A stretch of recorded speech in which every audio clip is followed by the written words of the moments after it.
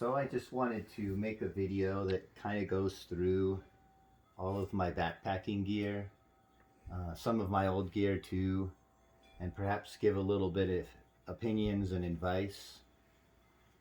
I think ultimately the important thing when you're backpacking is to try and figure out what things you just don't really need. And instead of looking at it like, oh, how am I going to do without this? Think of it more like a challenge. How can I get by without this thing? And that doesn't mean you can't bring up stuff that really makes your stay more comfortable. There's a lot of stuff, especially recently with different products, that really do help. And so the first thing that you have to think about, that's the most important thing, is what they call the big three. And that's your backpack, your sleeping system, and your tent. Those things are where you can save the most weight and where people often end up having the most weight in their packs. My backpack that I use is this guy right here. It's by Gossamer. It's called the Gossamer Gorilla. Now this comes with an internal frame, but you can remove it if you want, and so I did.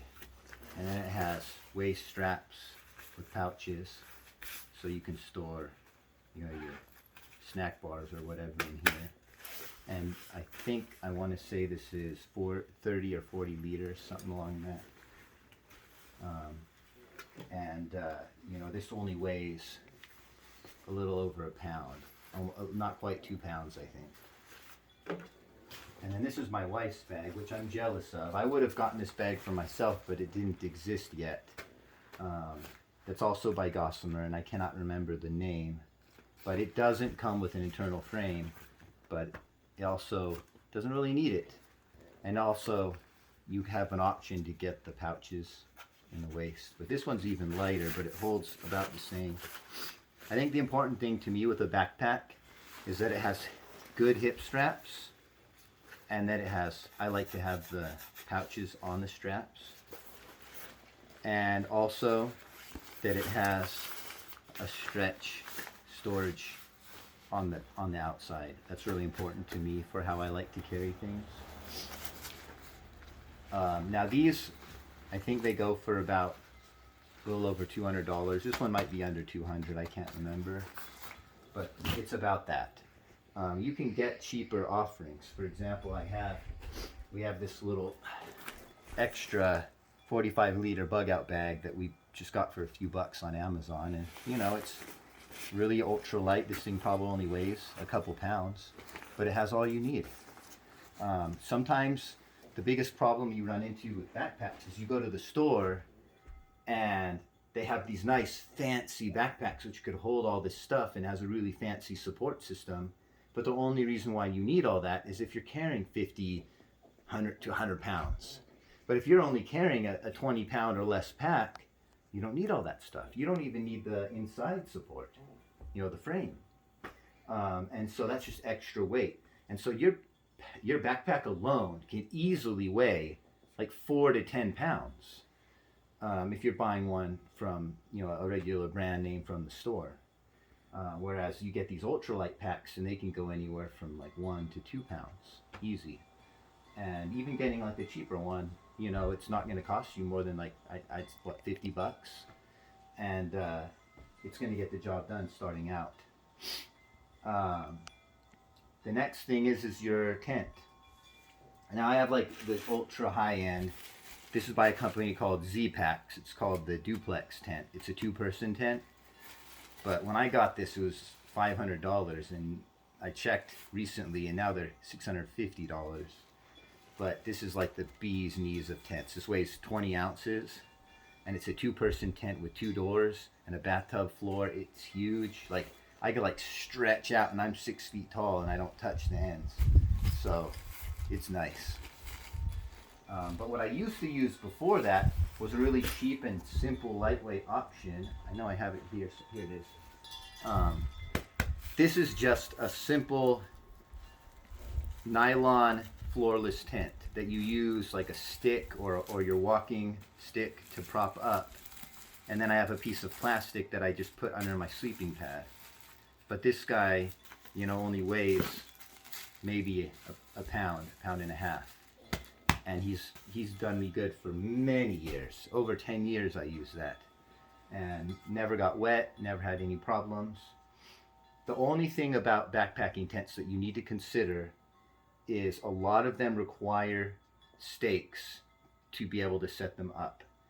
And so that means if you wanted to set up on rock or hard ground, you can't do it. All of my tents require stakes. The tents I've used for the last 15 years or more have required stakes. And on rare occasion, it's a minor inconvenience. You have to move somewhere else nearby to set up camp, or set up your tent. But honestly, I've always been fine. And you can improvise by using like boulders and stuff, or tying string to trees and other stuff in the place of your stakes. And so you're usually okay without that. But it's easy for a tent to weigh. If you buy a backpacking tent like at REI, it's probably going to be 4 or 5 pounds. But there's a lot lighter offerings. Even a simple tarp. If you bring a tarp with your walking stick, you know, your walking stick, you are going to be just fine. And there's probably a million videos on YouTube showing you how you can set a simple tarp up into a decent shelter. So you don't have to get fancy or expensive to be light. Then the next part of the big three is your sleeping system. And the heaviest part of that is your sleeping bag generally. And sleeping bags are also, your sleeping bag in your tent is usually the most expensive of your gear. And it's also where you should put the most money into. This is a down sleeping bag. Now, this compresses down to pretty darn small. But when you store it, make sure they should always come with a bag like this to store it in, because you don't want your down or your synthetic material to compress. And so, this lets it stay lofted. But this is actually a 2-person for me and my wife, and it's a quilt, and this is by, the company is Feathered Friends. But there's so many good brands out there. My solo bag was a Mountain Hardwear bag. I thought I had it here. I guess I don't. But it only weighed 1 pound. It was rated at 32 degrees. And it was a mummy bag that was down. Now, that kind of bag retails for about $500 or so. But you can usually get them on sale for like 50, 60, 70% off even if you are hunting for bargains. But synthetic bags are also a decent option. Synthetic bags are probably the best bang for your buck anymore. If you're not wanting to spend a whole bunch of money, buy a synthetic bag and it's going to get you there pretty good when it comes to heat and when it comes to weight. But if you want something nicer, I can't recommend down enough. Having a high-end down bag is absolutely fantastic. And the number one downside that people are going to tell you about down is that if it gets wet, it loses its insulation properties. And though that's true, I find that the fibers that they sew them together with tend to be pretty water resistant. And honestly, the times where the only time I've ever had my bag get wet was when I was young and stupid and didn't understand that not all tents are waterproof. It was a synthetic bag. It wasn't down. And either way, my night was ruined. Whether I had synthetic or not, my bag's soaked either way. So I have no problems with that. I've never had an issue with my down getting wet. So I think you shouldn't even worry about that, in my opinion. And then the next part of your sleeping bag is your sleeping pad. And this is really, I think, extremely important for you to perhaps go to a sporting goods store. Like REI will usually have a setup there where they have testing pads that are already inflated, and you can test them out in the store. Make sure if you're a side sleeper, you test it on your side, and some good recommendations. I think the best pad out there is this guy. He's generally they're yellow. I think they're always yellow in this model, is the Thermarest Neo Air Extra Light. I think this guy weighs only 8 ounces. And it's got an R factor rating of 4.5 or something like that. Now your R factor rating is basically how warm the sleeping pad is. And you know, back in the day, well, not that far back, but say early 2000s and in the 90s, before these came out, we were using those like close cell phone pads, and they'd be like 3/4 inch, maybe an inch thick. And I mean, they worked and they were warm, but man, when Thermarest came out with this guy, they came out with some new material that's really warm. Because before that, an air mattress was just big time no-no because it has R factor of like 0. So you freeze if you use one. But when they came out with this, you could actually be warm. Now, I don't use this anymore because I'm not getting any younger and I have back problems. And so I used this for many years until finally my back was not happy enough with it. Don't get me wrong, it's very, very comfortable bag, and this is great for most people. But there's a lot of other options out there. The one that I use, probably the most fancy one, but it's not light, is the Sea to Summit Comfort Plus. And I want to say it's about 2 pounds. I don't know the exact weight, I don't remember, but it's a little bit heavier. Oh, but it is so comfortable, and this thing is so comfortable. And it also is really warm too. It comes with that. Not that the other one's not warm, but this is even warmer.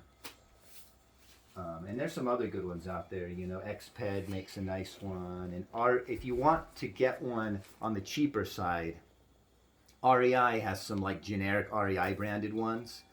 They're not going to be the lightest option around, but I mean, if you're just starting out and you want something cheap that's warm and comfy, I would check those out because they're not very expensive. And you know, I still occasionally see people with those little folding accordion foam things. I mean, if you're young and you could sleep on the ground and have no problems, then great, but that just doesn't work for me. So that's essentially the main things where you save weight, is those big 3. So let's say you had a backpack that was like 7 pounds, and you had a sleeping bag that was 4 pounds, and a sleeping or a tent that's 4 pounds. Okay, so what is that? 15 pounds? Well, you get one that's, I don't know, a backpack that's 2.5 pounds, say. I mean, that's heavier than mine. 2.5 pounds, and you get a sleeping bag that's 1.5 pounds, and a tent that's 2 pounds. And then what is that? 2, 3, 4, 5, 5.5 pounds. I don't know. My brain's not working for math, but you know, we're talking like 10 pounds less because you took the time to get lighter gear that you may not even think about as a way to lose weight, but yet it's the best place, easiest place to drop your weight. So another thing that's important to not neglect is your pillow. I use this guy for many, many years. It's a Thermarest. I don't remember the brand. I've had this for so long. But it rolls up into like a really small compressed state. So it's not this big, but you don't want to store it that way. So, because then again, like the down, it will lose its loft. There is a way to re-loft it, like putting in the dryer or something like that helps.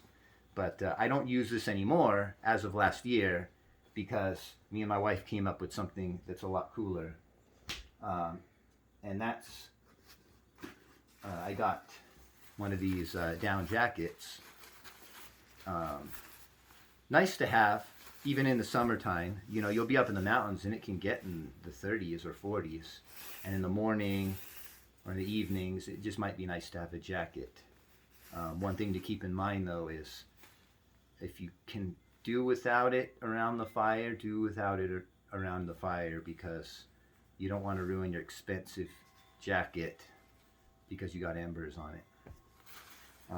I think I actually got this though for like 50% off on eBay. This particular model is the Mountain Hardware Ghost. Oh, my mind is drawing a blank. What it's called? Ghost Whisper? No, it'll come to me after I'm done with this video. But Ghost something or other. There's another one by Montbell that's even lighter. That's like 4 ounces, but it has no pockets. So I decided to go with this one because I gotta have my pockets. I mean, it's crazy talk having a jacket without pockets. But what I do with this for my pillow is I stuff this in this fancy little stuff sack my wife made, and it is basically a pillowcase. You know, you wrap it just like a pillowcase, and then you have yourself a pillow. And I've been using this. I used this last year, and it works really well. In fact, another little trick that I added to this is if you have a Gossamer Gear backpack, all of their backpacks, the foam that it uses for the backing is removable. So I pull this foam out, and I fold it up, and I stuff it in there too. So I get even more pillow. So this is stuff I'm already bringing, I'm just repurposing. So essentially I have already a light jacket that I'm gonna bring, and I don't remember what this weighs. It's like 7-8 ounces, something like that.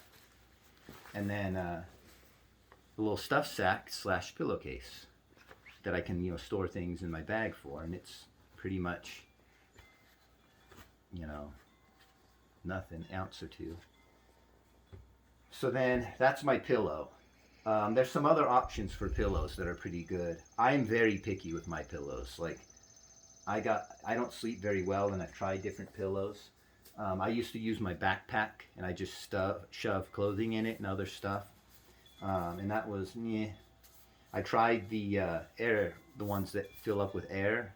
That's what my wife likes to use. If you're gonna get one of the air ones, this Cocoon Ultralight Air Core is the best of them all. And it's pretty darn light. And my wife loves this one.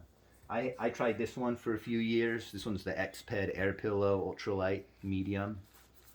And it's really super light, but it just, neither of those do it for me. But again, I'm picky. And so, you know, this guy is not very heavy either. It's a lot lighter than you'd think. And so it's not even a pound. So what next? So another comfort item that kind of revolutionized backpacking for me was, I'll get a nicer, newer one here, is the A-Lite Monarch chair. So this is my wife. She likes to carry the stuff sack. But me being the weight Nazi I am, you know, I just take it with the chair itself wrapped around the legs, and I just stuff this in my backpack. Save an ounce on my stuff sack. The general rule that ultralighters like to live by is if you shave an ounce here and you shave an ounce there, next thing you know, you shave the whole pound. And so if you have that mentality of doing silly little things like trimming straps or bringing up less stuff sacks, stuff like that, next thing you know, you saved a lot of weight. So it's just a good mentality to have. Now about the A-Lite Monarch chair. So when I first started backpacking, I didn't even bring a chair for a long time. I mean, I was young and I didn't really care. I would just sit on a log or stack rocks, or I'd dig like some stupid little chair hole thing. I did all kinds of things. But I did back then test out chairs. I tried those bleacher chairs. I tried those little tripod, stupid, heavy, they're actually pretty heavy chairs. And just bringing up like foam pads and stuff like that. And just nothing really did it for me. But when this A-Lite Monarch came out, it was ridiculous. This thing weighs 1 pound, and it can support somebody that's up to like 250 pounds. But the cool thing about this is it's a 2-legged chair. I'm not going to demonstrate it in this video, but it may sound weird, but don't knock it till you try it. It is so ridiculously comfortable. The main downside of it is because it has 2 legs, if you struggle to get, like if you have knee problems like my mom does, or others might have a struggle to get into it, it's not really that hard. believe me, but you know, you might struggle with it. So they make four-legged variants. My wife has a four-legged REI branded one called the Flex Light chair, but it's a lot heavier. But there is a new brand, and I don't remember what it's called, that is only 1 ounce heavier than this, that has 4 legs, if you're interested in that. But I will tell you, I prefer 2 legs for very good reason. When you're backpacking, you know, you don't always have a flat, wonderful, perfect spot to have your fire. Oftentimes it'll be on a slope. And when you have a 4-legged chair and you're on a slope, you're going to be tilting in that chair unless you like prop it up with rocks or something. And so with the Monarch chair, with the 2-legged chair, you just put the legs, you know, parallel to the mountainside, and you just lean back into the, you know, the hillside, and it's comfy. And you know, that is just so convenient that I love it. Even my wife started bringing up the Monarch instead of her 4-legged chair. But you know, that's something that if you go to REI, they have them and you can try them out, see which ones you like. Oh, I did forget to mention this guy. So with sleeping bags, you can get these liners. This one's a mummy liner. They're made out of silk generally, and it'll add about 10 degrees to the rating of your sleeping bag. I used to use this for my 32-degree bag back when I'd go camping in like the fall, and I knew it was going to get into the 20s in the evenings. You can't underestimate how cold it can get, especially if you're a woman. I would say the #1 complaint that I've heard from women that have gone backpacking is that they were cold at night, and that's just by far the biggest problem that they run into. Thankfully, most sleeping bag manufacturers now include in their sleeping bag what's called the comfort rating. And what that's supposed to represent is what temperature you'll actually be comfortable at. So like it might be a 32-degree bag, but the comfort rating is 45 degrees or something. So you want to go by that comfort rating at least. If you're looking for, you know, like a good summer bag, you may even want to consider as a woman getting like a 20-degree bag. Not comfort rating, but you know, like the general rating, 20 degrees. Believe me, that's probably what you're going to want. Now as a guy, you could probably get away with 40 degrees. I did for many years. You know, I moved to a 32-degree bag. I mean, and now I just have the down quilt that I share with my wife. So that's a whole different thing. But, you know, don't underestimate how cold it gets at night on the mountains. It can get in the 30s in the middle of summer easily. So clothes, let's talk a little bit more about clothes. So I think one of the biggest mistakes that beginners make that are backpackers is they bring up too many clothes. So I like to go over how many clothes I bring. So, and I don't bring everything I brought here. Let me start with my main clothes. So when I go backpacking, I start off by wearing an undershirt. I wear an overshirt. This is long sleeve. And I have a pair of pants. These are synthetic. They're Columbias. I love Columbias. They're my favorite brand. I like the ones that come with the belt. If you don't have a belt, make sure you don't absolutely need one, because if you don't have a belt, it can be really annoying if you end up needing one. But if you do, you can buy these cheapo little plastic, you know, with these webbing material belts. A lot of these come with them though. And then these are the kind that, you know, the bottoms zip off and become shorts. And these Columbias right here, I think I spent $30 on them on sale. I've been using these for like 10 years, the same pair, and I wear these almost every time. They've got amber holes in them. You know, I slid across many rocks. You know, my wife patched this hole for me here. But you know what? These things are amazing, and I have never found a better pair of pants. And that's what I'll wear, well, on my outer layers. That and a pair of socks. What I like to wear is, these are, the brand is the Right Sock, the W, like that, Right If you could see that, come on, right sock. What these are known for is they have liner socks built into them on the inside. Now, what I used to do in the past was I would wear like a pair of wool socks or synthetic material. These are wool, by the way. And then I'd wear a pair of these inside. So I put these on first, and then I'd put my wool socks or synthetic socks on top. And these are called liner socks or wicking socks. And the purpose of these is they prevent you from getting blisters, because when your socks rub, they're rubbing on the wicking sock.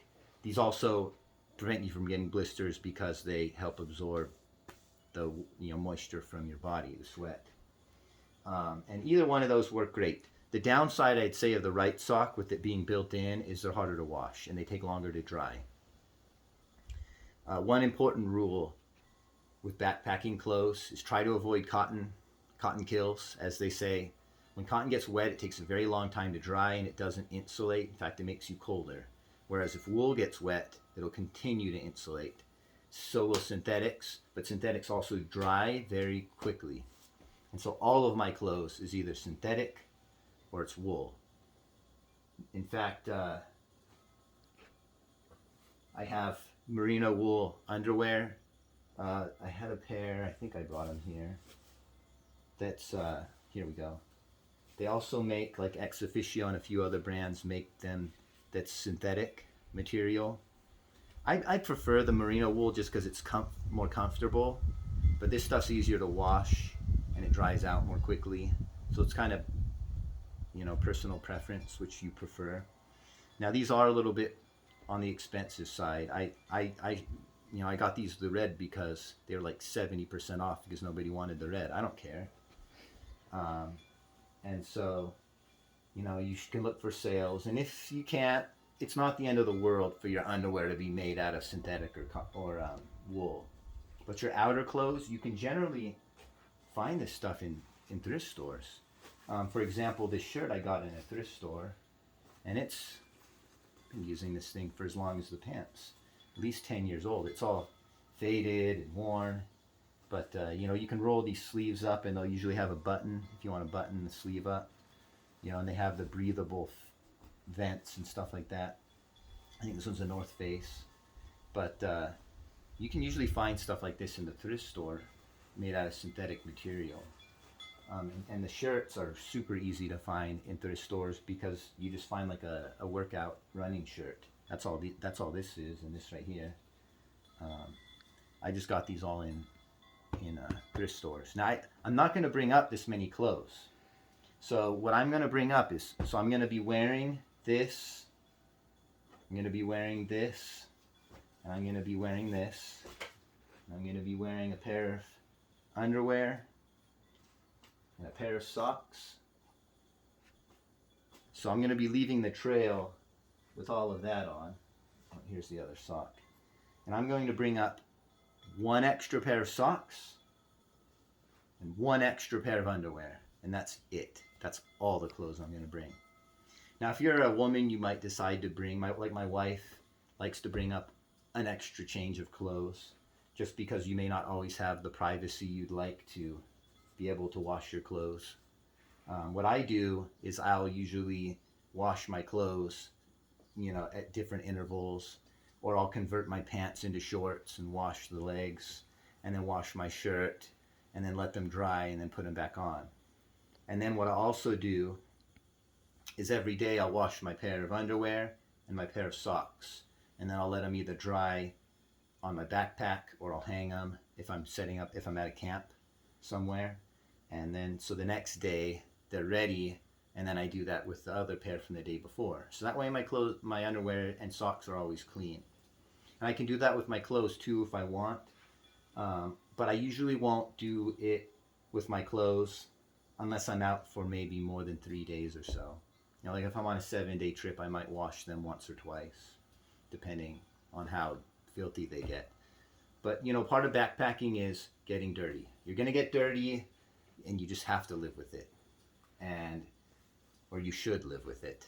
It's not that big of a deal. You're out in the woods. Who cares? And you have opportunities to bathe in lakes or streams if you really want to. but you're not, you know, if you're expecting to be perfectly clean all the time, it's not for you. Now, another important part of clothes that should be thought about is shoes.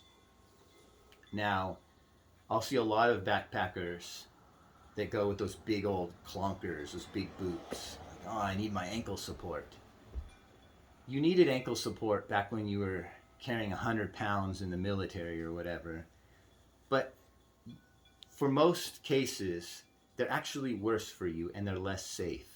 I might even be dead right now if I had worn boots in some of the situations that I go in when I backpack, because I'm climbing over trees, climbing over rocks, going up crags and mountaintops and stuff, you know, where you want to be agile. Agility is so important, and you want to be sure on your feet. And having big old boots affects you very poorly in that regard. Also, every step you take, you are lifting the weight of that boot or your shoe, and the heavier it is, that's a lot of extra strain on you. Now, these are actually kind of on the heavier spectrum of shoes that I would recommend bringing. What I recommend to most people is to look at trail runners or even running shoes. But at the very heaviest, hiking shoes. These are Teva Rivas. And I wear these for two main reasons. They're a little bit on the heavier side. They're not that bad. But for me, they're like these were made for my feet. Absolutely made for my feet. They are so comfortable for my huge size 12 feet. But not only that, I tear my shoes up with the kind of stuff I do when I go backpacking. You know, I'm just going through thick bush. I'm just tearing up my gear. And so these, you know, they'll last me, you know, a good 500 or more miles usually. And so if I use trail runners, they just don't last me as much. My wife has a really nice pair of shoes, though, that are some trail runners that are much lighter than this, and she absolutely loves them and takes really good care of them. So they last her a while. But it's important to think about your shoes and their weight. Another thing I like to look at is the soles and how stiff the soles are. You know, you don't want something too flimsy, because then your feet might get more sore. And you'll make sure it has a good sole with good traction. And one thing I like to look for is that the sole the pieces of the traction aren't too small. Because what you'll notice if you have a shoe with, like, you'll see these ones with like little tiny little rubber, like, traction pieces, whatever you want to call them, treads, and they tear off really easily, and so your treads just don't last. So you want to look for a tread that's got like thicker pieces of tread, because these are less likely to tear off. They're just going to wear down instead of tear off. I wish I had an example, but I haven't had a pair of shoes like that in a long time. But just a few tips that I've learned in that regard. Some other clothing items: sunglasses. I'm often conflicted whether I want to bring nice ones. They're a little bit heavier because they're really helpful for fishing, having a nice polarized lens, or cheapo Walmart lightweight ones. You know, either whatever you fancy. But obviously it's important to have sunglasses. And then a hat, if you want to choose to bring a hat. This is actually one of my heavier splurge items too, when it comes to being an ultralight Nazi like I am, is I actually do bring up a leather hat. It's just tradition for me. I just can't not bring it. But you can bring like a sun visor or something if you really want to get ultralight. My wife just brings a cap, like a baseball cap. Is that it for clothing? Yep, I think it is. If I think of anything else, we'll find it here eventually. Another thing you might want to consider bringing is a camera. You can use your phone if you want. And the nice thing about a phone is you can also put like a map app on it. Like Backcountry Navigator, I think, is the one that I use that I really like. And there's some other really nice apps where you can actually have a map with GPS and a topographic map. And then of course you have the camera on that. But the problem I find with having a phone is generally you can't leave it on all the time. Even if you put it in airplane mode, battery's going to die after a couple days.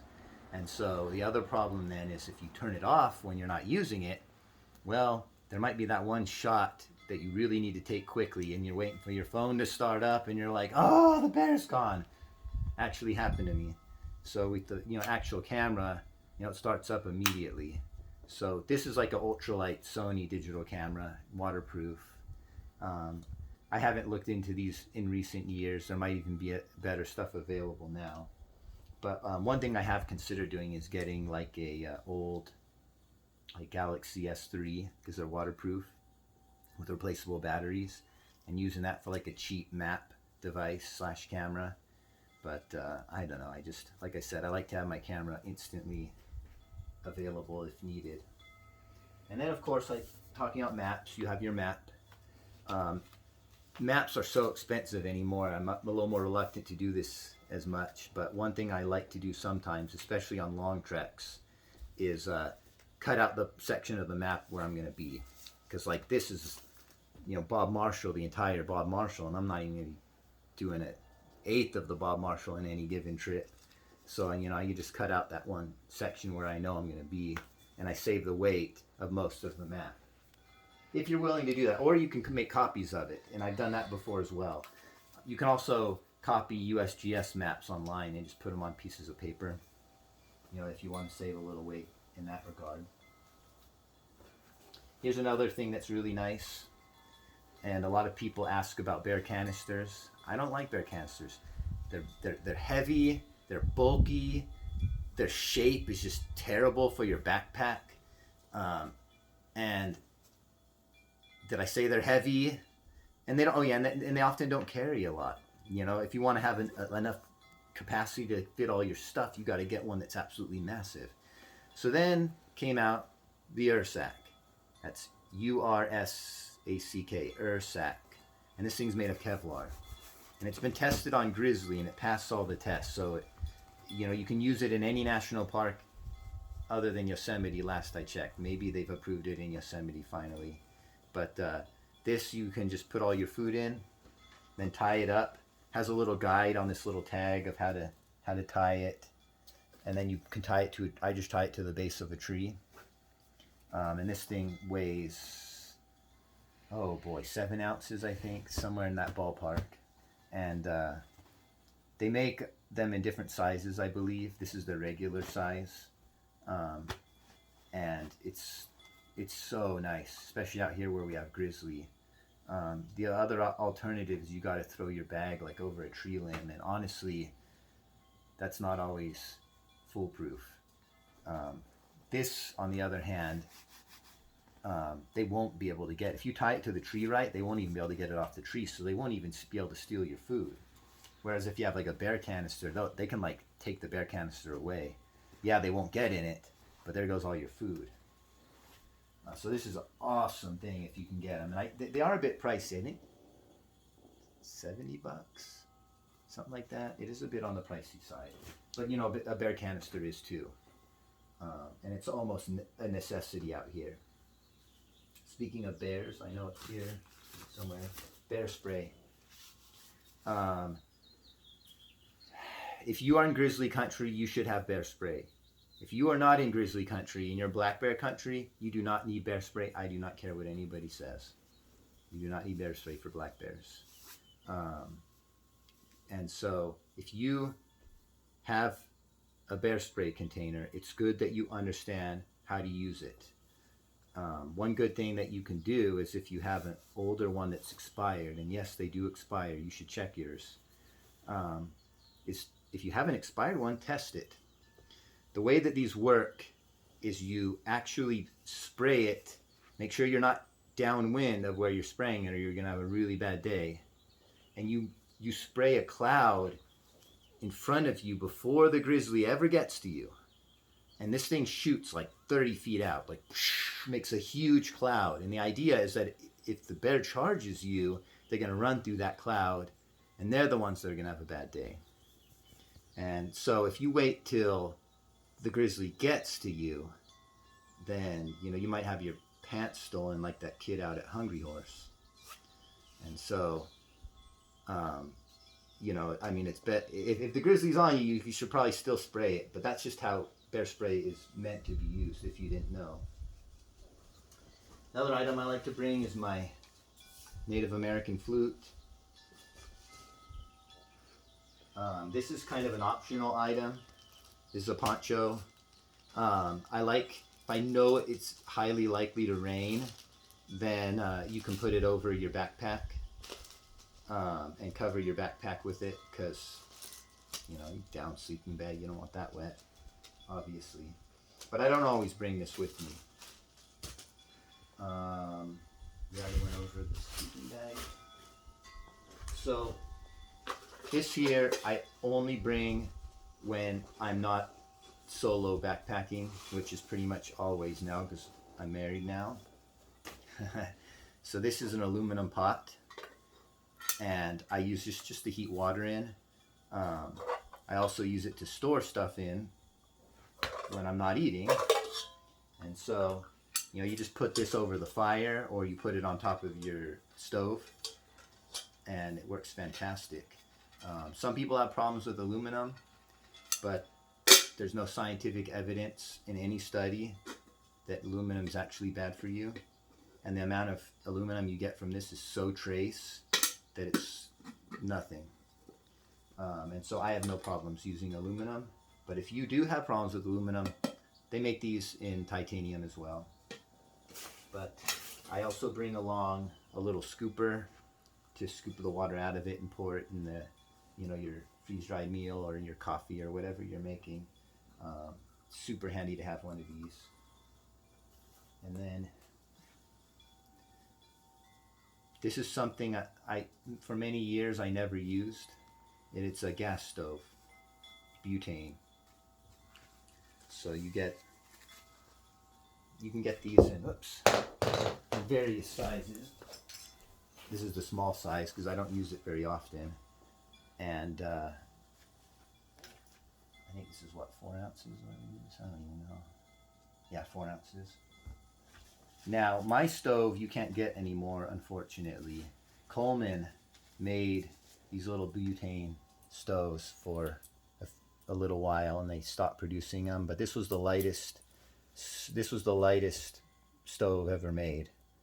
There's ones nowadays that are pretty close to it, though. So, you know, it's not something to cry over that you can't get this anymore. But these are nice in that they're convenient and they're fast. I typically heat my water up over the fire, but there's times where you just really want to eat right away, or it's really cold and you want a warm drink and you don't want to start a fire. You know, there might be times where you just don't want to mess with a fire, you don't want to wait for a fire, and so it's just convenient to have. But you can use other alternatives. I used to use what was called a penny stove, and you can build it out of 2 soda cans. In fact, if you look it up on YouTube, there's tons of videos on how to make it. And it just uses alcohol. So you just bring up a little bottle of like rubbing alcohol, or I would buy the Heat stuff from the hardware store. That's HEET. And that thing worked really well, but it could be a little fussy. So, you know, sometimes it was kind of aggravating to use. So that's why I decided to get this, which is just slightly heavier. It's pretty close though in how much they weigh. And then my cup. This is a titanium cup, and there's another one of these in here, although I normally wouldn't bring 2 of these. But I normally store this in my cup. And if you get one of these cups, these titanium cups, I'd recommend you try to find one that has a lid. If yours doesn't have a lid, you can usually find like aftermarket ones on eBay that make little lids for them. Really convenient. And then the other thing that I would recommend getting for these, if you get one of the metal cups, is these they're called hot lips. And they just snap onto the cup. So when you're drinking a hot beverage, you're not going to burn your lips. Nice to have. And then this right here is my water filter. For many years, gosh, over 10, probably 15 years, I never ever brought any water filtration device. All I did was I would seek out springs, or I'd boil my water and then pour it into my water bottles the next day. You know, leave it, boil it at night, go to sleep, pour it into the bottle in the morning. But you know, that's just, there's times where you just don't want to boil water to get it fresh water, or you just can't find a spring. And then Sawyer came out with a Sawyer Mini. This guy is so light. He's like 2 ounces, and you can filter like 100,000 gallons with one of these. And so they're gonna last your whole life if you take good care of it. And it comes with a little thing to flush it, which I recommend flushing it periodically. You do that at home. And this, the way it works is it comes with a little pouch that you screw into the end of it, and you just squeeze the pouch. Unfortunately, last year my pouch actually ruptured on me, and so I don't know if I could recommend using the pouch. What I would do is either Dasani water or Smart water bottles have the same thread type as this, and so you can screw it onto your water bottle, and then you just squeeze. And, you know, this has a little cap that pops off. You squeeze it into your water bottle. Whoops, still some water in there apparently. So then, speaking of water bottles,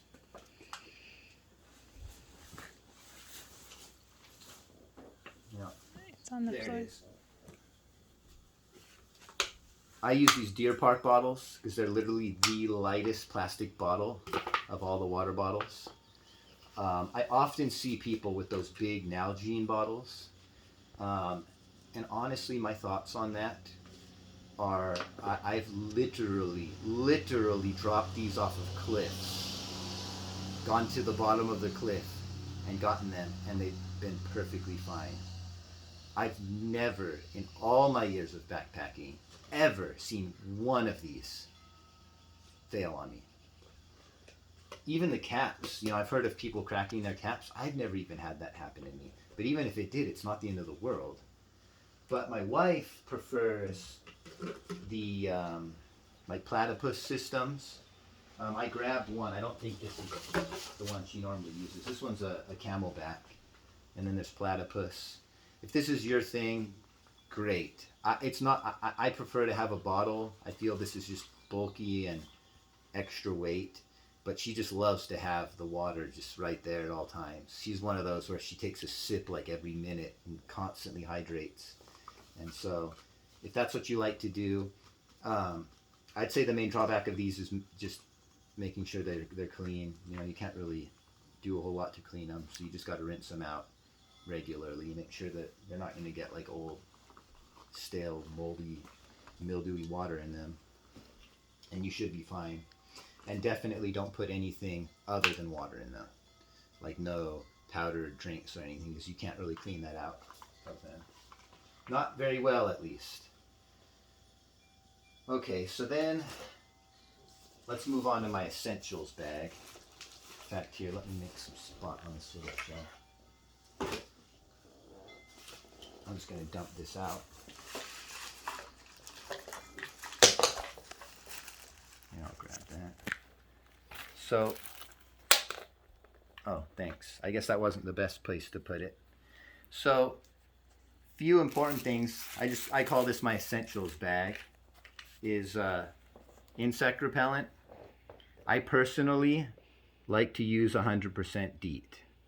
I love this Coleman stuff because it's like just the weight that I like for my amount of use. And you know, with insect repellent, it often goes, you either don't need it at all, or you're going to use like the whole, you might even use the whole bottle sometimes if you're there for long periods of time. So you just don't want to get caught without enough of this. I've run into people on the trail before that ran out, and I was able to give them some of mine and save their butts. So, you know, make sure you bring up enough. Now, 100% DEET doesn't protect you better from mosquitoes. Studies from the U.S. Army found, I think it was 30% DEET. Anything more than that makes no difference. But the reason why you want 100% DEET is not that it protects you better. It's just that a little bit goes a long way. so you don't have to bring one of those big cans of stuff. You know, what I do is I'll spray it on my hand, and then I'll rub it on myself. You know, spray it in my hand, rub it on myself, and that makes a little bit go a very long way.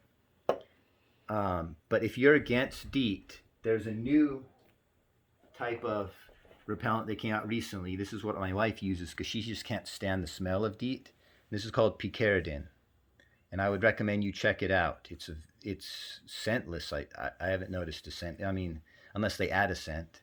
But this works as good as DEET as far as protection goes. The only downside is it lasts slightly less long, so you got to reapply it a little more frequently.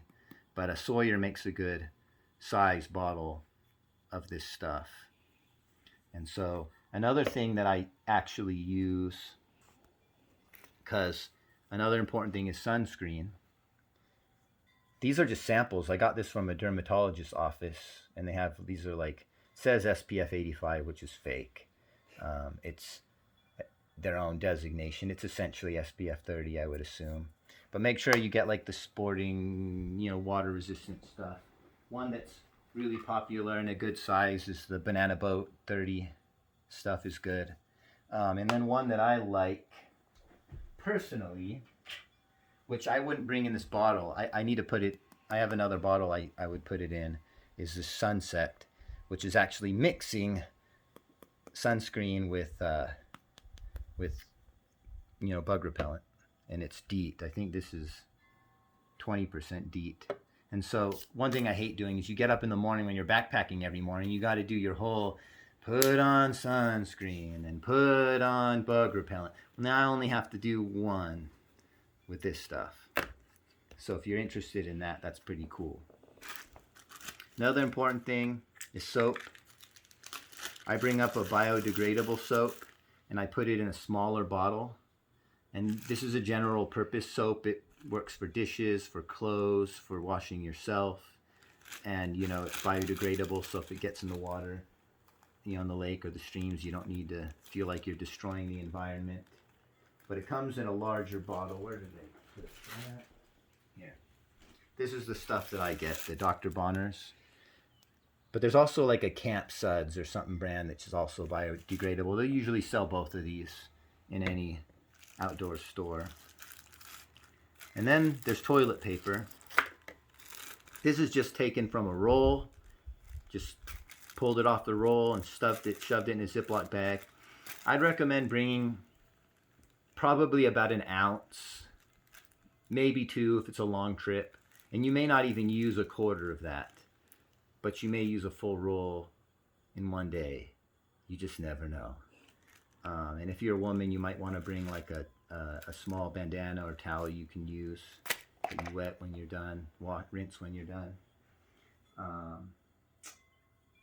And then you can also buy, they sell like this pre-packaged backpacking toilet paper, which whatever works for you. And then chapstick is important. Again, I got this from like a dermatologist sample, so it's super small, but you know, if you can't get that, a regular chapstick is fine. Fire starting device, I just tend to use like plastic Bic lighters. Light and they work. Couple other important things. Toothpaste, travel size. The more that's used up, the lighter it is, so that's always nice when you have one that's not full. Floss. Toothbrush, I cut the ends off, just use some cutters or a saw or whatever. Save a bunch of weight. I've seen people drill holes in theirs. If you want to do that, save some weight. And this is one really nifty idea that I really like is, this is not chapstick. This is deodorant. And so what I do is I just shove some deodorant from one of my sticks into here, deodorant stick. And then you got yourself a little mini deodorant dispenser. I would, pro tip, if you're a guy especially, is I would recommend you bring up an antiperspirant, preferably one that has aluminum in it. Again, I already said my thoughts on aluminum. you will go from being a really smelly guy to smelling absolutely fantastic.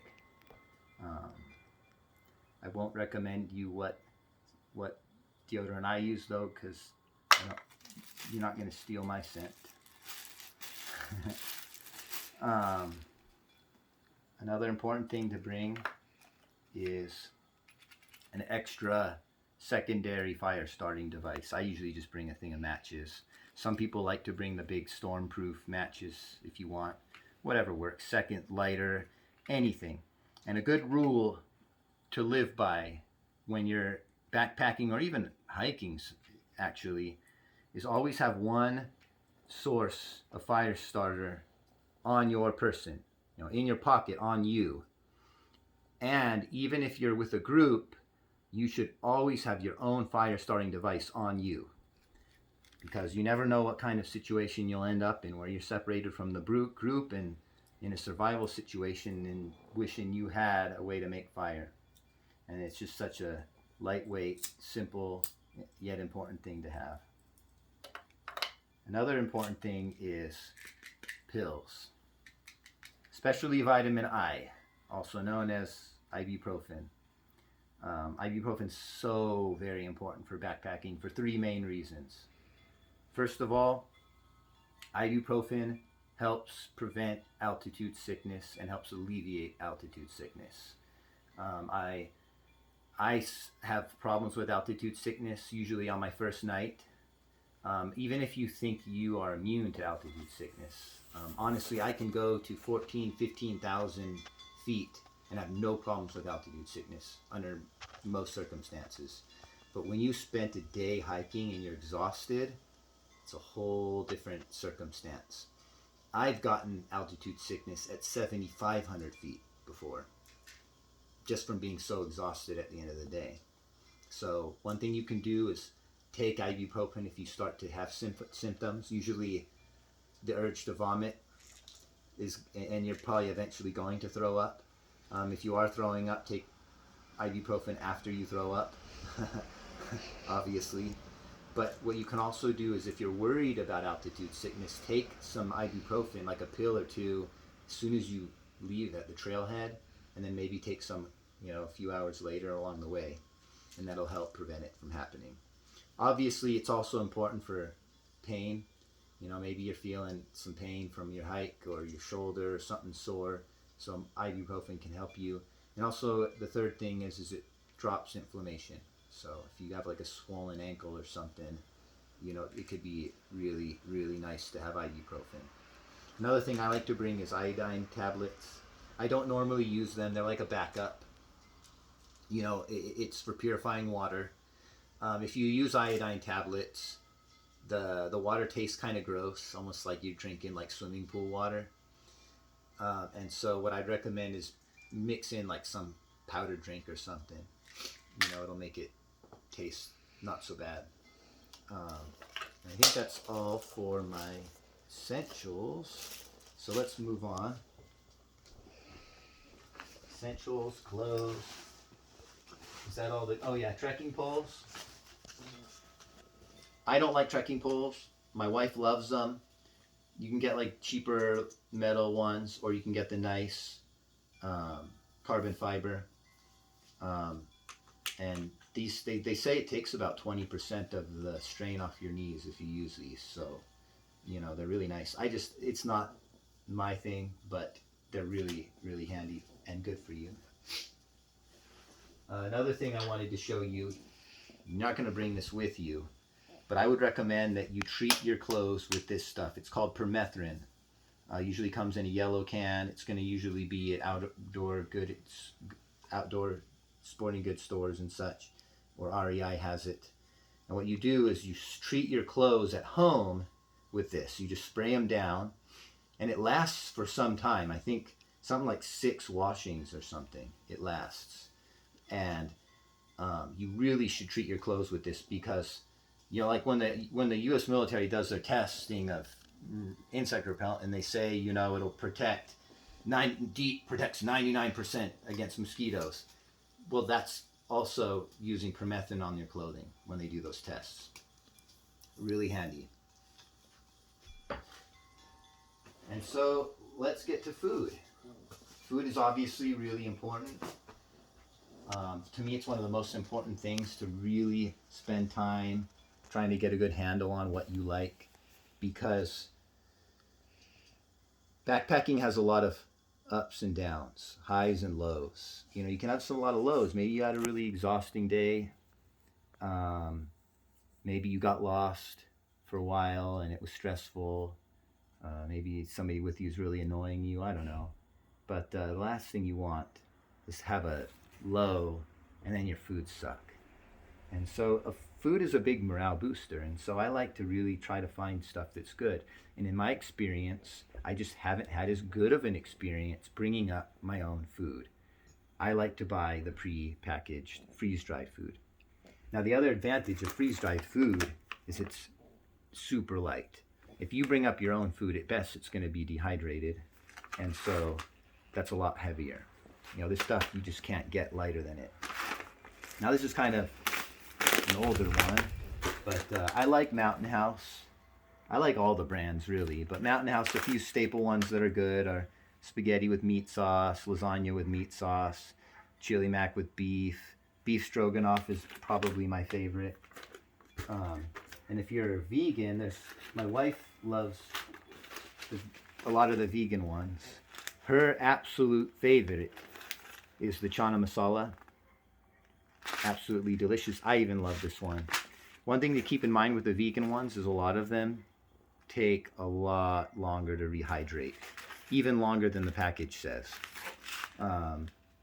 You know, most of the meat eater ones are going to be like 10 minutes, and it's going to be 10 minutes and it'll be done. So you heat up your boiling water, you pour it in the pouch, and you wait 10 minutes, and then you eat.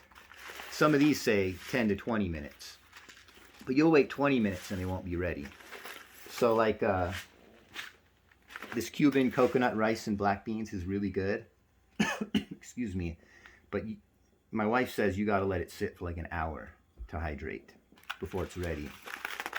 Some of these are pretty good too, but they can be on the little blander side. Kathmandu curry, Louisiana red beans and rice. These are all Backpackers Pantry, by the way. They love rebranding like every year. But if you're bringing up the vegan meals, I'd recommend you bring up a little salt and pepper, because if there's one complaint you might have about them is they can be on a little bland side, but they're still very good. In fact, I've talked to a lot of vegans who are hardcore backpackers, and the biggest complaint is always the food, finding food, but they haven't tried the packaged meals. They're usually bringing their own stuff, and I think packaged meals are a lot better. They're really nice, and they're delicious. I'd eat these at home. Now, when you're backpacking and you're trying to figure out how much food to bring, one thing to consider is I consider one of these packages, even the 2.5 serving ones, or nowadays I think they now just say 2 servings. It's for one person. This is one meal for one person. Don't listen to what the package says. If it says it's just 1 serving, unless you're a really tiny person who barely eats anything, it's probably not going to be enough for you. Unless you're just really, really, really not hungry that day. So you want to bring one of those per night, and I'll usually bring one extra as like an emergency ration.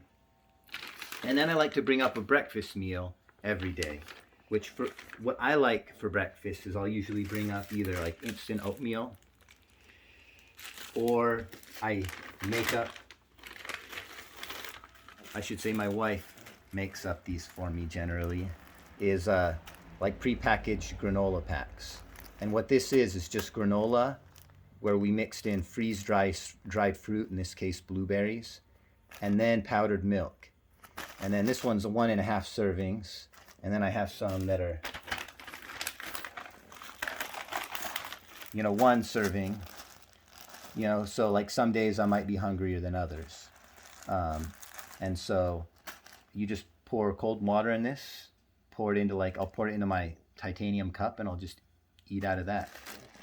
And speaking of which, one item that I didn't show you, and I don't know where it is my spoon.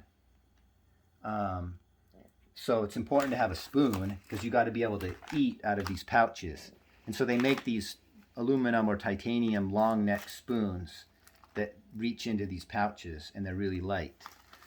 But a good alternative is if you go to Dairy Queen, they have those really long red spoons that are plastic. And I used one of those for many years until after like 10 years, it finally broke on me. So then I finally went and got a nice metal one. And so don't forget the spoon, that's important. So oatmeal, granola, they make freeze-dried meals for breakfast. I don't care for them that much. The eggs are kind of, and they put bell peppers in them, and like the whole thing just tastes like bell peppers to me. I don't care for them. And the bacon doesn't rehydrate. I don't know, I don't like it. Something to keep in mind is if it has beans in it, it takes a little longer to rehydrate. If it has rice, it'll take a little longer. And sometimes you might have to wait longer than the package says. And you'll know because you take a bite and it's still a little crunchy. You just let it sit longer. Another thing I like to bring, so we talked about dinner, we talked about breakfast. You plan each morning and each night and you bring up a meal for that. But in between, I don't really eat a real lunch. I just bring up snack foods. And so one thing I like to bring up is freeze-dried fruit. I used to bring up dried fruit, but now this stuff you can just get. I get it on Amazon Pantry. Or they have it in the store too. It's just so light. This thing is like, feather light. And you get mangoes, strawberries, bananas, raspberries, all kinds of fruit. And I'll put that in like I showed you, in my granola. I'll put it in my oatmeal, or I just eat it as a snack. Another thing I bring is nuts. I used to bring up trail mix, or what they call gorp, good old raisins and peanuts. And I don't like it that much. And I find that I'd always get home and like half my gorp is left. And it's like, why do I even bring this stuff? I never want to eat it. And so I just started bringing up stuff that I really like to eat. So like cashews or pistachios I'll bring up. I mean, I can't get enough of these. And this is about all I'll usually bring for like a 5 to 7 day trip. And then I also like these fruit leathers, or if you want to get like, what are they called? Fruit roll-ups. Whatever you like. This is the natural. These are Stretch Islands. And they come in different flavors. Now, one thing that I personally can't stand is energy bars. I've tried every energy bar there is, even ones that they don't sell in stores, and there's just something about them I don't like. I think it's the protein they put in them or something, but I'm not after protein. I'm not trying to be a bodybuilder here. I just need energy. And so a good rule when you're looking for energy bars, or actually backpacking food in general, is you want it to be about at least 100 calories per ounce. But like something that's really good will be about 150. So energy bars you want to look for usually between 130 and 150 for those calories per ounce. And so ones I really like, that I absolutely love, are these Stinger bars, or Stinger. They're like Stroop waffles. Now they come in these little packages, and there's several flavors. This one's just honey, and they're actually made with honey. And these are delicious, and they're packed with calories. This one's about 150 calories almost per ounce. And so they're just fantastic, and they taste good. I used to bring up Snicker bars. Also really fantastic for energy. Good for the calories per ounce. My only problem I had with them was they just melt a little easily, so you got to be careful.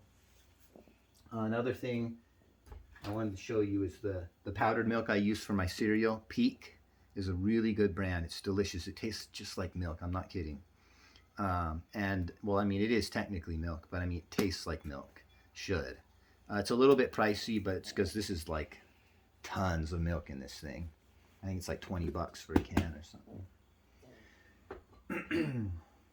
Another thing I bring, although I don't bring the whole container, is like a powdered drink, like Country Time. This is strawberry lemonade.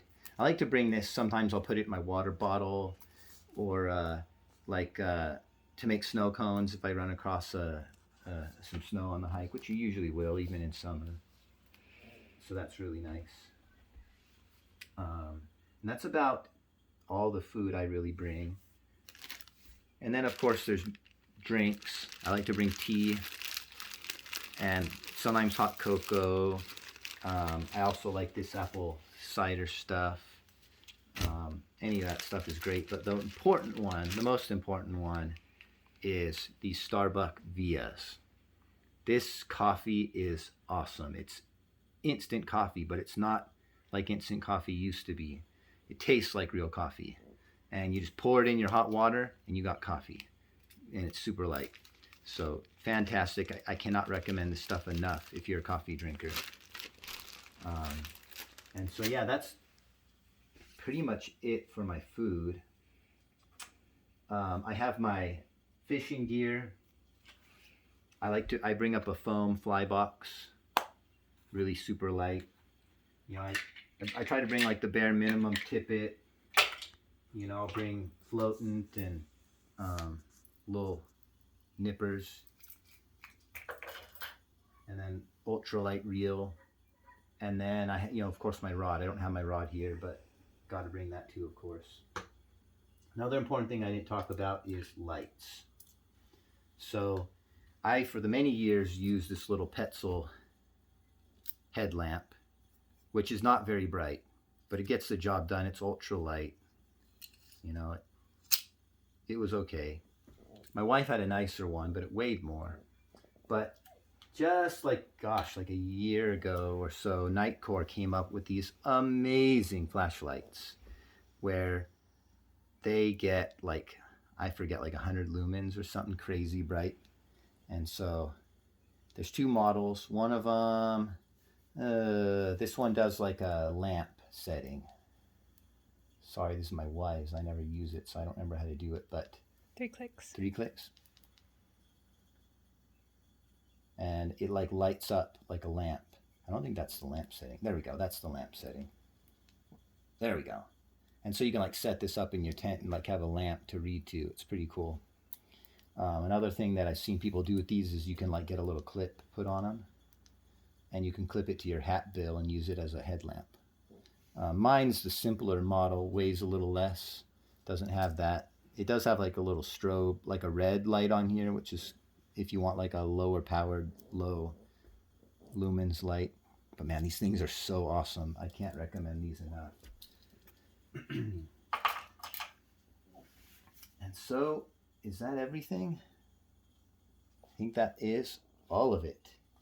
So, another thing actually that I didn't really mention is you might want to bring up a cap if it's cold.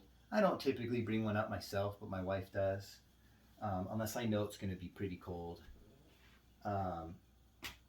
If you're a woman, you might want to consider bringing an extra feminine product in case, something unexpected happened either to you or another poor lady on the trail that might not have anything.